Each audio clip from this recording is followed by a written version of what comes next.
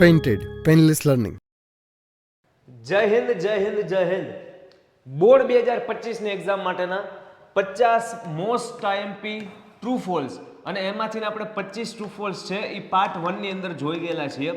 હવે આજના સેશનમાં બાકીના જે 25 છે એનું આપણે ડિસ્કશન કરવાના છીએ અને યુ કેન વોચ હિયર કે આપણે માત્ર ને માત્ર એવું નથી કરતા કે સર આ સેન્ટેન્સ ટ્રુ આ સેન્ટેન્સ ફોલ્સ. ના ના ના, આપણે દરેકે દરેક જે ક્વેશ્ચન છે 50 જે આઈએમપી છે એ આઈએમપીની આજુબાજુના ક્વેશ્ચન પણ હારવાર સમજવાના છે. ઇટ મીન્સ કે આપણે 360 ડિગ્રી એનાલિસિસ કરવાના છીએ દરેક ક્વેશ્ચનનું.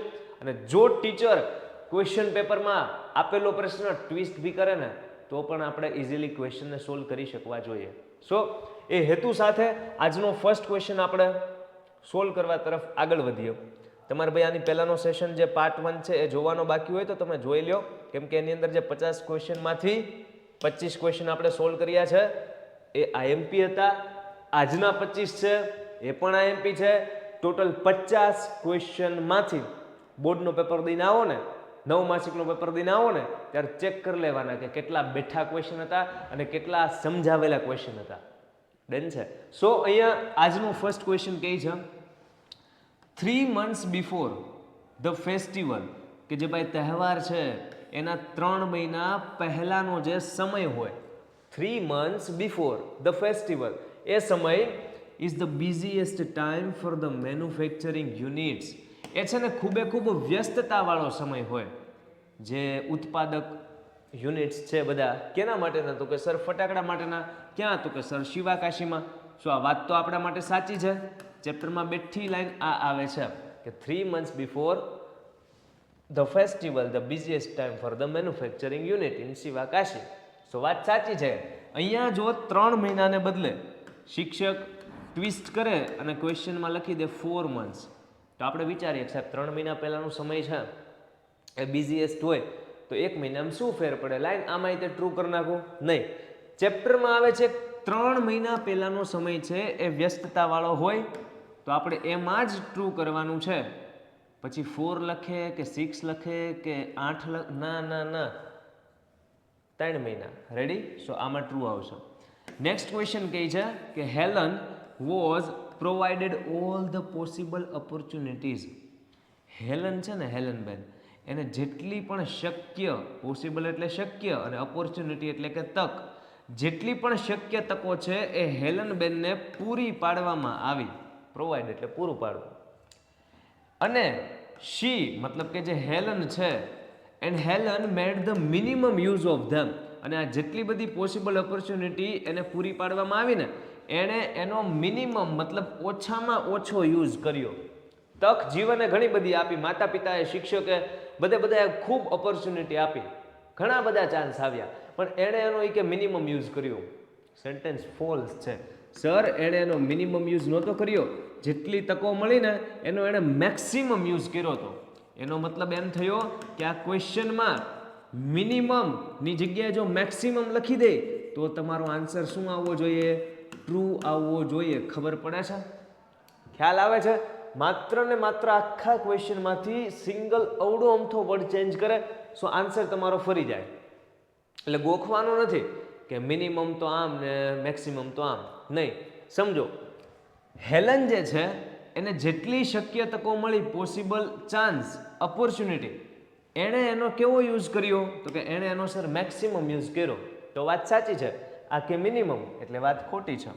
નેક્સ્ટ ક્વેશ્ચન કહે છે ટોટલ અવોઇડન્સ, હાવ ના પાડી દો તમે ગેમની, ટીવીની, ઇઝ નોટ ધ સોલ્યુશન. એ કાંઈ સોલ્યુશન નથી. આપણે ટ્યુન અપ ટીન્સ નામનું જે ચેપ્ટર છે એની અંદર આવે છે ને, ઓલો બ્રિંગ આઉટ યોર બેસ્ટ વાળો સેમિનાર હોય હે ને, સો એમાં આવે છે કે એક વ્યક્તિ હોય, એક બાળક, એ આખો દિવસ ટીવી અને ગેમમાં પડ્યું રહેતું હોય તો એના મમ્મી ફરિયાદ કરતા હોય. સો સામેના જે એક્સપર્ટ છે એ શું સમજાવે છે ને, તો કે total avoidance of games and TV is not the solution. હાવ તમે ના જ પાડી દો કે ભાઈ ગેમ નહીં, ટીવી નહીં, તો એ સોલ્યુશન નથી. તો વાત સાચી છે અહીંયા સુધી. And it is natural and cruel. અને એ કે એ ક્રૂર કહેવાય અને નેચરલ મતલબ કુદરતી કહેવાય. તો આ સેન્ટેન્સમાં છે ને આય સાચું હતું, આય સાચું હતું, આય સાચું હતું, પણ એ કે એ કુદરતી કહેવાય. હાવ ના પાડી દો ને એક બાજુ કે ક્રૂર કહેવાય અને બીજું બાજુ કે કુદરતી કહેવાય. ખોટી વાત છે સાહેબ. હાવ ના પાડી દો ને તો એ વસ્તુ અકુદરતી કહેવાય. કેવી કહેવાય? અકુદરતી કહેવાય. અને અકુદરતીને નેચરલ ન કહેવાય, અનનેચરલ કહેવાય. કેવું કહેવાય? અનનેચરલ કહેવાય. એટલે જો ક્વેશ્ચનમાં નેચરલ ને બદલે અનનેચરલ હોત તો તમારો આન્સર ટ્રુ આવે તો. પણ અહીંયા શું છે? Natural and cruel. તો ક્રૂર અને કુદરતી ના સર, એટલા માટે આન્સર કેવો છે આનો? ફોલ્સ. સમજાય? સો ક્વેશ્ચન આ રીતના બન્યા બંને પ્રકારના કે total avoidance of games and TV is not the solution and it is natural and cruel. એ કે કુદરતી છે તો ફોલ્સ. અને બીજી રીતના total avoidance of games and TV is not the solution and it is unnatural and cruel. કે અકુદરતી છે અને ક્રૂર છે તો આ વાત સાચી હતી, ટ્રુ. સમજાય? સો આ રીતે પ્રશ્ન તમારે સમજવાનો છે, ખુદ વિચારવાનું છે. હું જ્યારે સમજાવતો હોય ત્યારે પ્રશ્નને બધી બાજુ ફેરવીને સર કઈ રીતના પૂછી શકે. એકવાર તમને ક્વેશ્ચન કઈ રીતે ટીચર કાઢે છે ક્વેશ્ચન પેપર માટે એ વાતનો અંદાજો આવી જાય ને એટલે પછી દરેક ક્વેશ્ચન તમને ઇઝી લાગે અને ઇઝીલી તમે સોલ્વ કરી શકો. ત્યારબાદનો પ્રશ્ન કહે છે Ranjitsinh was a former village sarpanch. Ranjitsinh છે એ ફોર્મર મતલબ ભૂતપૂર્વ, અગાઉના તાજનગર ગામના ભૂતપૂર્વ સરપંચ હતા. તો વાત સાચી છે એટલે આનો આન્સર શું થયો? ટ્રુ. હવે આ ક્વેશ્ચનને કઈ બે રીતે પૂછે છે ખબર છે? આ અફોર્મર શબ્દ કાઢ નાખે, રણજીતસિંહ વોઝ, પછી આ અફોર્મર કાઢ નાખે, રણજીતસિંહ વોઝ અ વિલેજ સરપંચ, તો પણ આનો આન્સર કેવો આવે? ટ્રુ જ આવે. સમજાય? હવે આનો આન્સર ક્વેશ્ચન આ રીતના બદલે, રણજીતસિંહ વોઝ ને બદલે કરી નાખે ઇઝ. જો ભૂતપૂર્વ હતા તો ભૂતકાળમાં છે એટલા માટે બંને ટ્રુ. એકમાં ફોર્મર લખ્યું હતું, એકમાં નથી લખ્યું. ભલે વોઝ તો લખ્યું છે ને તો એ ભૂતકાળ તો દેખાડે ને, તો હતા એમ જ થયું ને? હા. એટલે બંનેનો આન્સર ટ્રુ. પણ જો અહીંયા ઇઝ લખી દે વોઝને બદલે કે રણજીતસિંહ ઇઝ, ઈ કે છે, અત્યારના છે સરપંચ, તો આનો આન્સર કેવો આવે? તો કે સરજી ફોલ્સ આવે. તમારે વિચારવાની વાત કઈ સમજો. ક્વેશ્ચન તમે ગમે એટલા સોલ્વ કરી નાખશો ને ગોખશો ને એક્ઝામમાં 4 માંથી 4 માર્ક ટ્રુ ફોલ્સમાં લાવવાને એટલે એ સહેજ કેવડાવે. 3 આવી જાય, ઘણા બધાને 3 આવી જાય. 4 માંથી 4 માર્ક લેવા હોય તો ગોખવાના નહીં, સમજવાના. રણજીતસિંહ એ ગામના તાજનગરના પહેલાના સરપંચ હતા. શું હું બોલું છું? હતા. ઇટ મીન્સ કે ભૂતકાળ. તો વોઝ છે એટલે હતા, ફોર્મર છે એટલે હતા, પહેલાના ભૂતપૂર્વ, હે ને? પણ અહીંયા ઇઝ લખી નાખે એનો મતલબ થાય કે ઈ છે.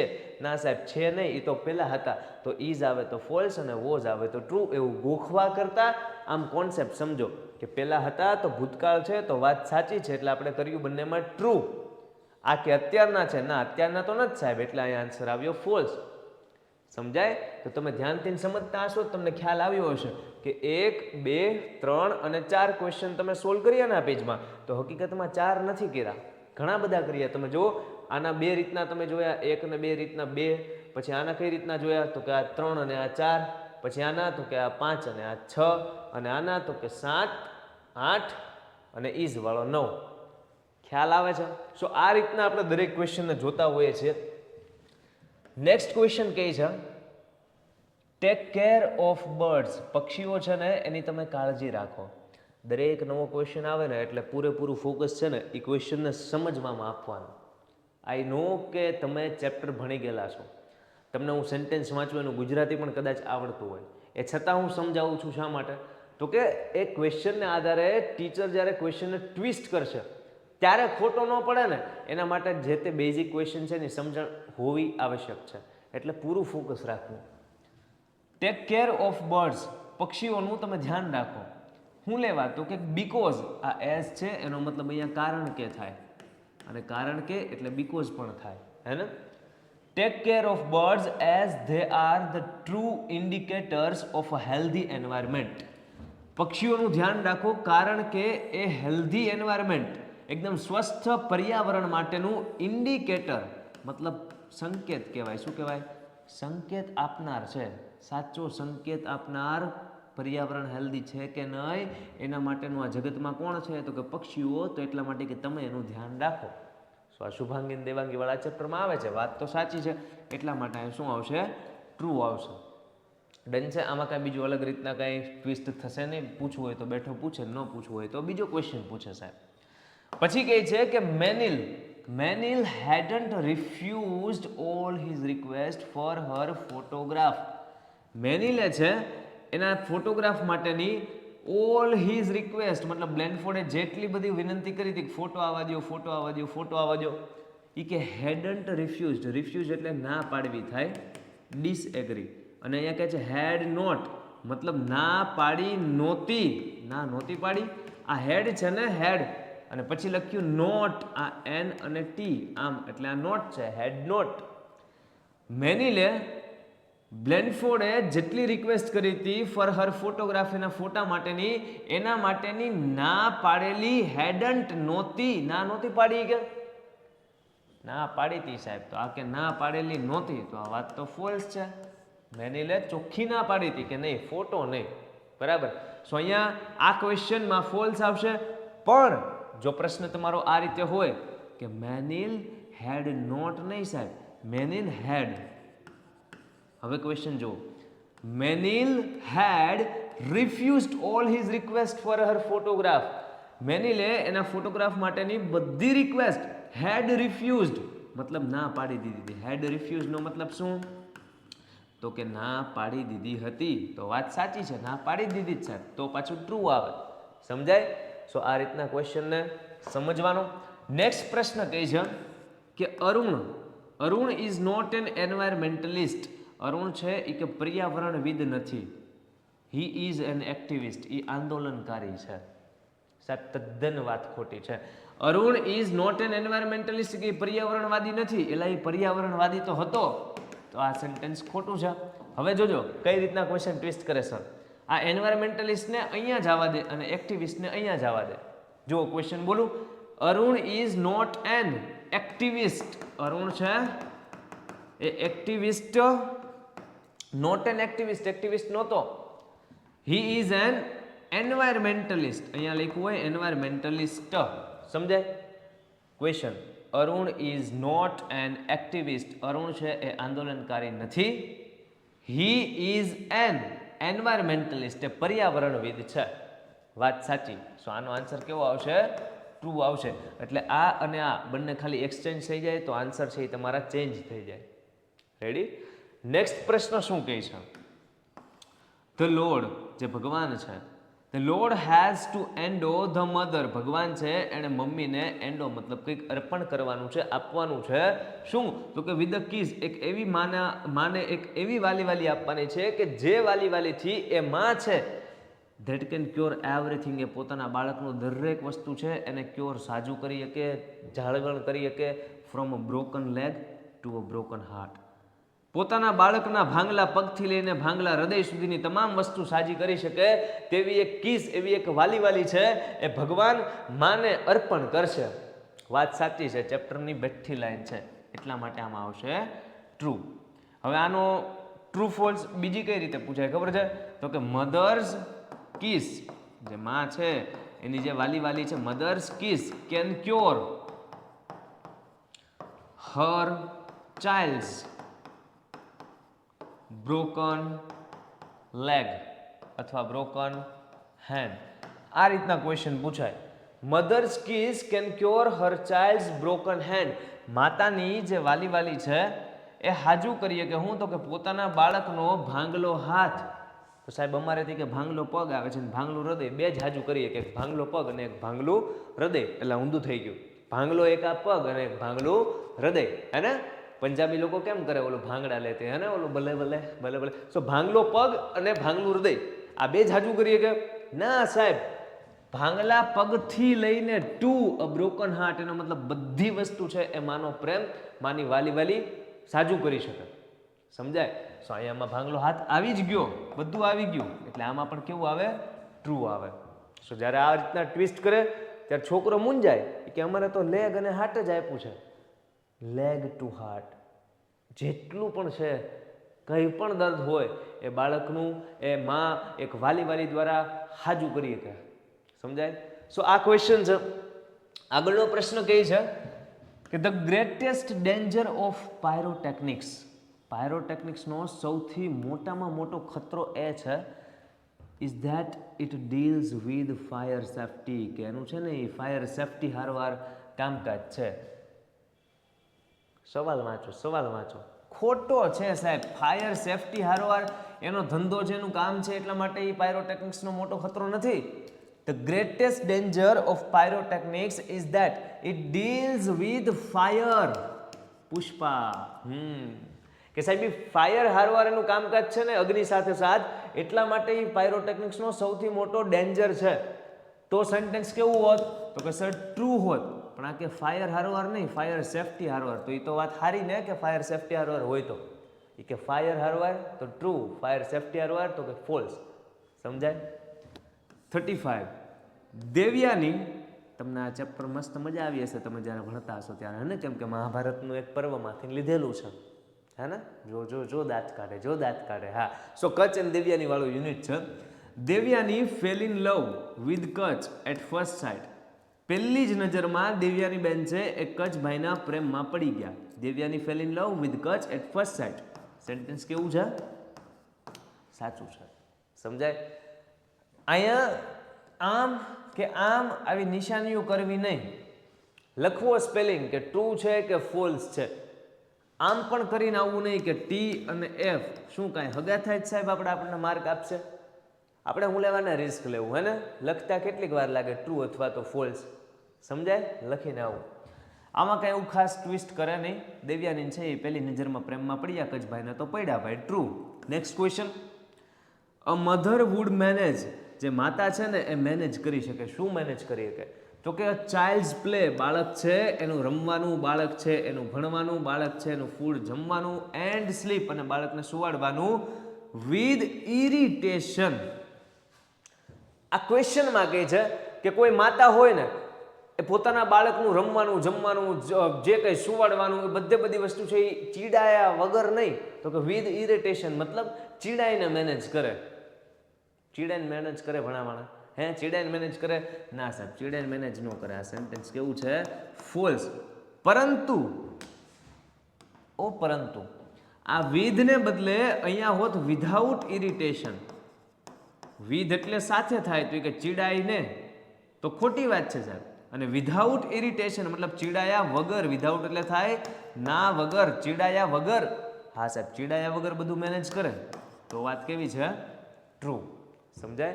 તમે વિચાર તો કરો યાર, હે? આપણે નાના હોઈએ તો આપણા મમ્મી આપણને જમાડે, નવડાવે, ભણાવે, રોવી તો છાના રાખે, આખો દી ઊંવા કરવી તો આપણી હારવાર ઊંવા કરે. શું એમને બોલતા નહીં આવડતું હોય?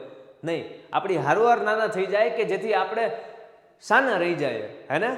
અને આપણે મોટા થઈએ ત્યારે માતા કે પિતા ક્યારેક કંઈક આપણને ખીજાઈ જાય, ટેસ્ટમાં માર્ક ઓછા આવ્યા હોય ને કદાચ કાંઈક કહી દે, આપણથી કંઈક ભૂલ થઈ હોય ને કાંઈક કહી દે, અને આપણે ઊંચા અવાજે બોલી જઈએ તો કેટલી હદે યોગ્ય છે? વિચાર કરવા જેવો ને યાર.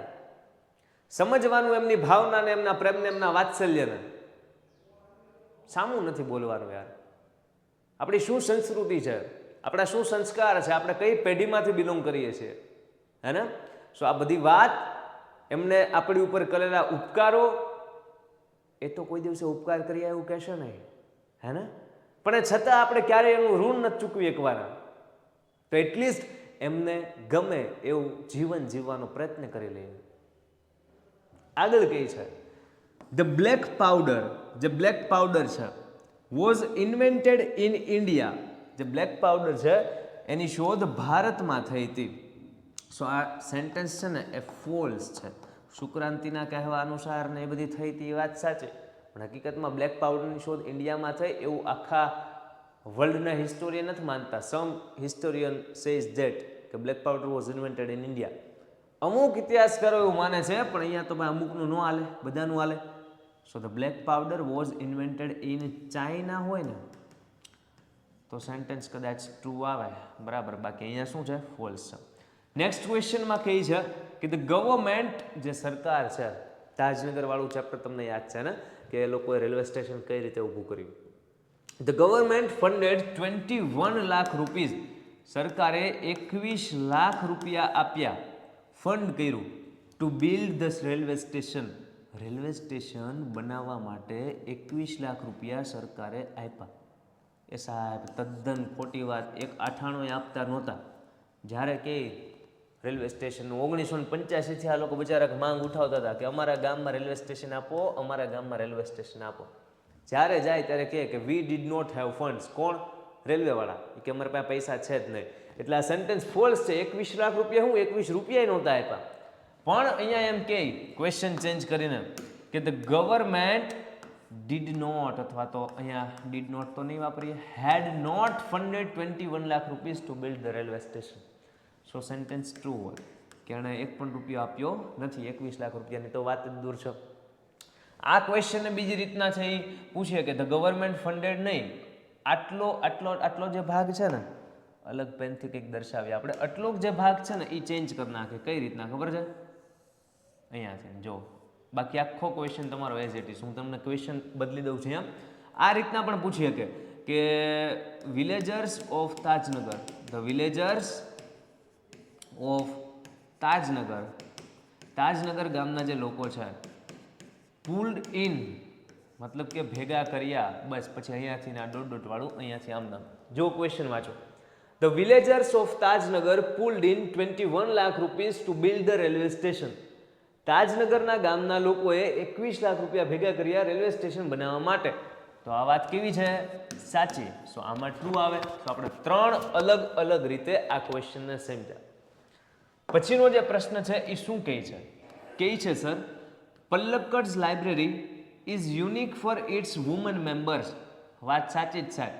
ના જે સ્ત્રીઓની સંખ્યા છે એ ધારો કે 1000 સ્ટુડન્ટ હોય તો એમાંથી ત્રીજા ભાગના તો કોણ હોય? તો કે સર જે વુમન હોય.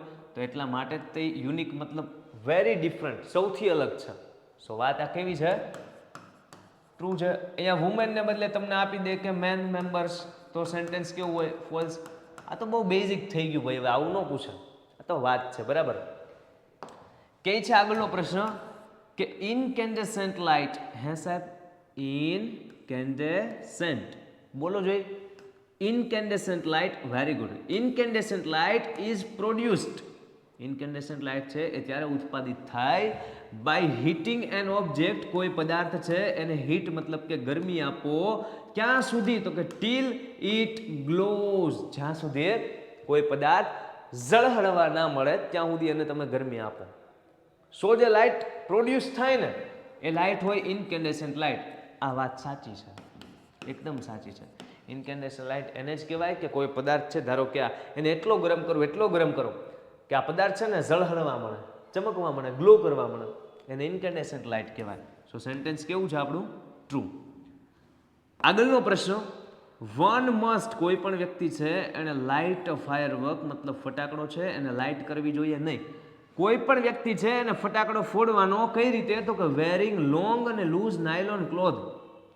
લાંબા અને લૂઝ નાયલોનના કપડાં હોય ને એવા પહેરીને, વેર મતલબ પહેરવું હોય ને, એવા કપડાં પહેરીને, લાંબા અને નાયલોનના કપડાં પહેરીને એને છે એ ફટાકડા ફોડવા જોઈએ. એટલે દાજી જવાય. આ સેન્ટેન્સ કેવું છે? ફોલ્સ. નો તો લાંબા કપડાં પહેરાય, નો તો લૂઝ નાયલોનના કપડાં પહેરાય. આ કે પહેરાય. One must light a firecracker, ફોડાય કે ફોલ્સ આવે, બરાબર. આ ક્વેશ્ચનમાં અહીંયા નોટ લખી દે ખાલી. One must not light a firework wearing long loose nylon cloth. કે ફોડવા ન જોવે તો વાત કેવી હતી? સાચી. પણ અહીંયા કે છે ફોડવા જોવે એટલે ફોલ્સ. 42. ધ નેમ હોર્નબિલ, જે હોર્નબિલ નામ છે જે પક્ષીનું, is because of the horn. Horn મતલબ શિંગડું થાય. એ એના શિંગડાને કારણે છે કે એનું જે શિંગડું હોય ને, પક્ષીનું શિંગડું હોય ના સાહેબ. એટલે આ સેન્ટેન્સ કેવું છે? ફોલ્સ. આ ક્વેશ્ચન જો આમ પૂછે ને ભાઈ કે ધ નેમ હોર્નબિલ, જે હોર્નબિલ નામ છે, ઇઝ બીકોઝ ઓફ ધ બીક. ક્યાં લખશું? અહીંયા લખી નાખીએ. હોર્નને બદલે હોય બીક અથવા લખ્યું હોય બિલ, તો આ બંનેનો મતલબ ચાંચ થાય. શું થાય? ચાંચ. કે જે હોર્નબિલ નામ છે એ એની ચાંચને હિસાબે પડ્યું છે. તો સેન્ટેન્સ કેવું છે? ટ્રુ. તમને ખબર છે કેમ? તો કે એની જે ચાંચ હોય ને એ કેવી હોય ખબર છે? એ શિંગડા જેવી હોય. કેવી હોય? એની જે ચાંચ છે એ શિંગડા જેવી હોય. તો શિંગડા જેવી ચાંચ હોવાને કારણે ચાંચને ઇંગ્લિશમાં બિલ અથવા બીક કહેવાય. હવે બિલ અને શિંગડું છે એને મેં તમને કીધું શું કહેવાય? હોર્ન. તો એની ચાંચ જે છે એ શિંગડા જેવી છે, તો શિંગડાને કહેવાય હોર્ન. તો શિંગડા જેવી ચાંચ એટલે એ પક્ષીનું નામ પડી ગયું હોર્નબિલ. હોર્નબિલ, તમે જુઓ, હોર્નબિલ. રેડી? સો હોર્નબિલ નામ છે એ એના શિંગડાને લીધે નથી પડ્યું, પક્ષીને થોડા શિંગડા હોય, એ એની ચાંચ શિંગડા જેવી છે એટલે પડ્યું. તો ચાંચને હિસાબે ચાંચને બિલ અથવા બીક કહેવાય. તો બિલ અથવા બીક હોત તો ટ્રુ, અને હોર્ન છે તો ફોલ્સ. રેડી? આગળનો પ્રશ્ન શું કહે છે? 43. જો અમુક ક્વેશ્ચન બાકી છે, તમને અંદાજો આવતો હશે કે આપણે કઈ રીતના સોલ્વ કરીએ છીએ. જેટલું ફોકસ અત્યારના છે ને એટલા જ ફોકસથી તમે જ્યારે આની નોટ્સ બનાવો, હા ભાઈ આની નોટ્સ બનાવવાની, શું કરવાનું? આ બધા ક્વેશ્ચન છે એ તમારે તમારી કોઈ પણ બુકની અંદર લખી નાખવાના છે. ખાલી આ રીતના ક્વેશ્ચન એનો આન્સર ટ્રુ કે ફોલ્સ એમ નહીં, આ જે બધું અહીંયા લખ્યું છે, આડેવડું ચિત્ર્યું છે, એ બધી વસ્તુ લખવાની, ક્વેશ્ચન સમજવાનો, લખતી વખતે વિચારવાનું. આની પીડીએફ તમને મળી જશે ડિસ્ક્રિપ્શનમાંથી, બરાબર? પીડીએફ ડિસ્ક્રિપ્શનમાંથી તમે ઇઝીલી ડાઉનલોડ કરી શકશો. રેડી? સો લખતી વખતે તમારે વિચારવાનું કે સરે અહીંયા નોટ લખાયું તો ટ્રુ મૂલા કરાયું છે, સરે છે એ અહીંયા આ ક્વેશ્ચનને આ રીતના લખાયો છે તો એનું આ આન્સર કેમ આવ્યો છે. એટલે એકવાર અત્યારના સમજેલા છો, એકવાર જ્યારે તમે નોટ્સ બનાવશો ત્યારે સમજશો, પછી શિક્ષકને જેમ સવાલ કાઢવા એમ કાઢે. સમજાય છે? સો મહેનત થોડીક કરી લેજો. તમારામાંથી કેટલા સ્ટુડન્ટ છે એ નોટ્સ બનાવવાના છે અથવા તો સાથોસાથ બનાવી રહ્યા છે, મને કમેન્ટમાં એકવાર કહી દેજો, એટલે મને ખ્યાલ આવે. પર્સનલી હું કમેન્ટ તમારી રીડ કરીશ કે તમારામાંથી કેટલા સ્ટુડન્ટ છે એ બોર્ડ 2025 માટે સિન્સિયરલી મહેનત કરે છે. નેક્સ્ટ ક્વેશ્ચન કહે છે કે the weaver bird is considered scavenger, કે જે ભાઈ વીવર બર્ડ છે ને એને સ્કેવેન્જરમાં માનવામાં આવે છે. ના સાહેબ, ફોલ્સ. વીવર બર્ડને ન માનવામાં આવે સાહેબ, વલ્ચરને, ગીધને માનવામાં આવે. કોને? વલ્ચર છે ને એ કુદરતી સફાઈ કરતા છે, કેમ કે મરેલું માંસ ને આ તેને બધી વસ્તુ ખાતો હોય, તો વલ્ચર ઇઝ કન્સિડર્ડ એઝ સ્કેવેન્જર. તો આન્સર આવે ટ્રુ. પણ એ કે વીવર બર્ડ છે અને સ્કેવેન્જર? ના સાહેબ, ના, ફોલ્સ. 44 નંબરનો ક્વેશ્ચન શું કહે છે? ધ રેલવે સ્ટેશન, જે રેલવે સ્ટેશન છે, was built by the strong desire of the villagers of Tajnagar. Tajnagar ગામના લોકોની સ્ટ્રોંગ ડિઝાયર, અતિ તીવ્ર ઈચ્છાને કારણે રેલવે સ્ટેશન બન્યું. વાત 100% સાચી સાહેબ. એ લોકોની તીવ્ર ઈચ્છા હતી ને એટલા માટે જ તે બન્યું. બાકી રેલવે વાળા પાસે જાય, સરકાર પાસે જાય તે તો ધડદીને ના પાડે, પૈસા જ નથી કે. તો વાત આ સાચી છે. આગળનો ક્વેશ્ચન શું કહે છે? આમાં કઈ ટ્વિસ્ટ ના કરે, હે, સીધી વસ્તુ છે. ઇફ યુ સી, આ ઓલી ચાઇનીઝ પ્રોવર્બ છે, તમને યાદ હોય તો ટ્યુન ઓફ પોટિન્સની અંદર આવે. એની કહેવત કઈ રીતના છે ખબર? જો તમે કે જોવો ને, ઇફ યુ સી, કોઈ પણ વસ્તુને જોવો ને, ખાલી તમે આને જોઈ રાખો ને, if you C you forget, તમે એ વસ્તુને ભૂલી જાઓ. પછી બીજું આનો પોઈન્ટ આવે કે ઇફ યુ હિયર, જો તમે એ વસ્તુને સાંભળો તો એ વસ્તુ તમને યાદ રહી જાય. રિમેમ્બર, તમે જોવો છો ને તમે સાંભળો છો, બરાબર, તો તમને યાદ રહી જાય. પણ ઇફ યુ ડુ, જો તમે એ કામને કરો તો યુ અન્ડરસ્ટેન્ડ, એ વાત તમને સમજાઈ જાય. તો આ 3 મુદ્દા આવે એ ચાઇનીઝ કહેવતમાં. હવે આની અંદર આમાં શું પૂછેલું છે એ આપણે જોઈએ, બરાબર. If you C and learn something, જો તમે શીખો, જોઈને કંઈક શીખો, it will be in your memory for a long period, લાંબા સમયગાળા માટે તમારા મેમરીની અંદર એ વસ્તુ રહી જાય. તમે જોવો તો તમે ભૂલી જાઓ. ફોરગેટ એટલે ભૂલી જવું થાય. તો અહીંયા કહે છે કે if you C and learn something, જો જોવો અને કંઈક શીખો, it will be in your memory for a long period, લાંબા સમય સુધી રહે, એટલે ભૂલાઈ જાય. લાંબા સમય સુધી ક્યાંથી રહે? સો આનો આન્સર શું આવશે? ફોલ્સ આવશે. સમજાય? ફોલ્સ. Next question. હવે જો આની અંદર તો બહુ બધા ક્વેશ્ચન આ વસ્તુમાંથી પૂછી શકે. આ ઇફ યુ સી ને બદલે if you hear and learn something, જો તમે કંઈક સાંભળો અને શીખો કંઈક, if you hear and learn something you will get remember all the things, તમને બધી વસ્તુ યાદ રહી જશે. રિમેમ્બર એટલે યાદ રહેવું. તો વાત સાચી છે. પછી ક્વેશ્ચન આ રીતના, if you do something then you will understand the concept of that topic, જો તમે કંઈક કરશો તો એ ટોપિકનો કોન્સેપ્ટ તમે અન્ડરસ્ટેન્ડ મતલબ સમજી જાશો. તો વાત સાચી છે. આ સિવાયનું કંઈક કે જેમ કે અહીંયા ઊંધી ચત્તું, તો ફોલ્સ. આનું આની હારે હોય તો જ સાચું, આનું આની હારે તો જ સાચું. પણ એ કે તમે જો જોવો અને તમને સમજાઈ જાય તો વાત ખોટી, જો તમે સાંભળો અને તમે ભૂલી જાઓ તો વાત ખોટી. જોવો તો ભૂલાઈ જાય, વાત સાચી, સાંભળો તો યાદ રહી જાય, વાત સાચી, અને કરો તો વસ્તુ સમજાઈ જાય, વાત સાચી. ક્લિયર થાય? સો આ ક્વેશ્ચનમાંથી ને કોન્સેપ્ટ આ છે. સો આ કોન્સેપ્ટમાંથી તો કેટલા બધા ક્વેશ્ચન નીકળી શકે. ક્વેશ્ચન જેટલા નીકળવા એટલા નીકળે. આપણે આ નોટ્સમાં આપણે લખી નાખ્યું હોય તો આપણને યાદ હોય શું, તો કે સર આના ક્વેશ્ચન આમાંથી જ નીકળે તો આઈ કેન સોલ્વ, હું સોલ્વ કરી શકું, પણ પાછું આ યાદ હોવું જોઈએ. ઇઝી છે. જો if you C you forget, જો તમે જોવો ને તો તમે ફોરગેટ ભૂલી જાઓ. ઇફ યુ હિયર, જો તમે સાંભળો, યુ રિમેમ્બર, તમને યાદ રહી જાય. એન્ડ ઇફ યુ ડુ, જો એ કામ તમે કરો, જો એ કામ તમે ખુદ નોટ્સ બનાવશો, આ બધું જે મેં અહીંયા લખ્યું છે એવું તમે લખશો, યુ વિલ અન્ડરસ્ટેન્ડ, તમને સમજાઈ જશે. ઇઝી વસ્તુ છે, યાદ રહી જાય એવી છે. ચલો next question. None of the stolen article, એક પણ ચોરાયેલો આર્ટિકલ મતલબ સામાન, સ્ટોલન એટલે ચોરાયેલું. None of the stolen articles were recovered from Prem Chopra's house, Prem ચોપડાના ઘરેથી રિકવર પાછું કંઈ પણ મળ્યું નહીં. એક પણ ચોરેલી આઈટમ પ્રેમ ચોપડાના ઘરેથી મળી નહીં. વાત સર સાચી છે, કાંઈ મળ્યું જ નહીં મારા બેટાએ, ક્યાં દફનાઈ દીધું, કોને ખબર બધી વસ્તુ. પણ આ ક્વેશ્ચનને આ રીતના પૂછે કે નન ને બદલે આમ કરી નાખી કે ઓલ ધ સ્ટોલન આર્ટિકલ, બરાબર, all the stolen articles were recovered from Prem Chopra's house, બધા સ્ટોલન આર્ટિકલ છે એ પ્રેમ ચોપડાના ઘરેથી ને મળી ગયા. તો સાહેબ વાત ખોટી છે, એકેય મળ્યું નહોતું, તો અહીંયા ફોલ્સ. તમે ધ્યાનથી પ્રશ્ન જુઓ, પહેલો જે પ્રશ્ન છે એમાં અહીંયા નન છે તો તમારો આન્સર ટ્રુ આવ્યો.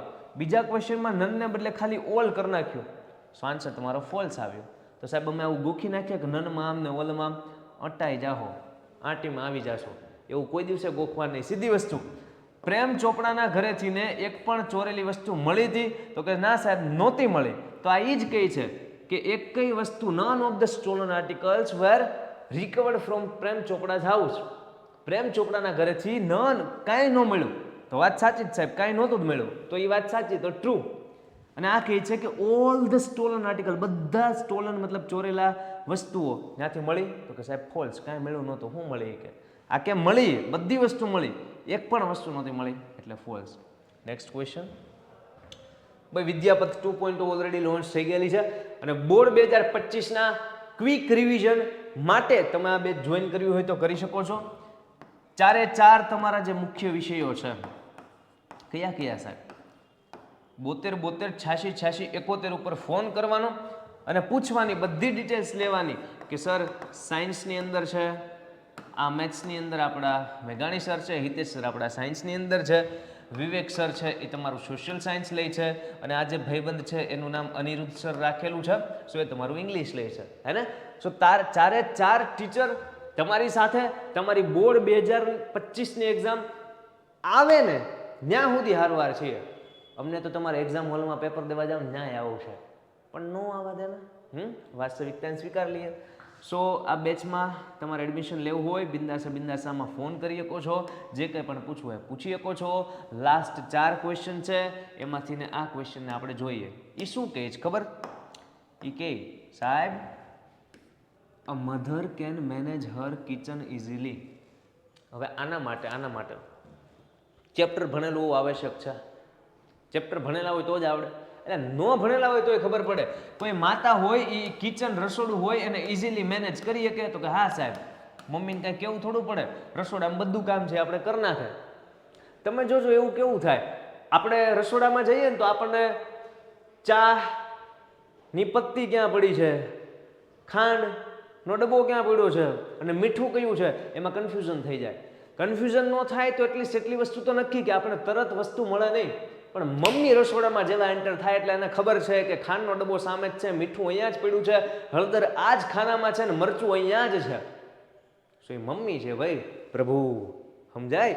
સો આ સેન્ટેન્સ તો ભાઈ ટ્રુ હતું ને કે ઇઝીલી કિચન મેનેજ કરીએ, કે આપણે મારા બેટા કન્ફ્યુઝ થઈ જાય. આગળ કહે છે ability to manage all her duties is the greatest virtue of a mother. મમ્મીનો સૌથી મોટો ગુણ એ જ છે કે એ પોતાની ડ્યુટીઝ, પોતાની ફરજ છે ને એને મસ્ત રીતના મેનેજ કરી નાખે. વાત સાચી છે, વાત સાચી. Abilities to manage all her ફરજ, all her duties, is the greatest virtue of a mother. આપણે છે ને મૂળ ગણી કારવીને કેટલા કામ હોય.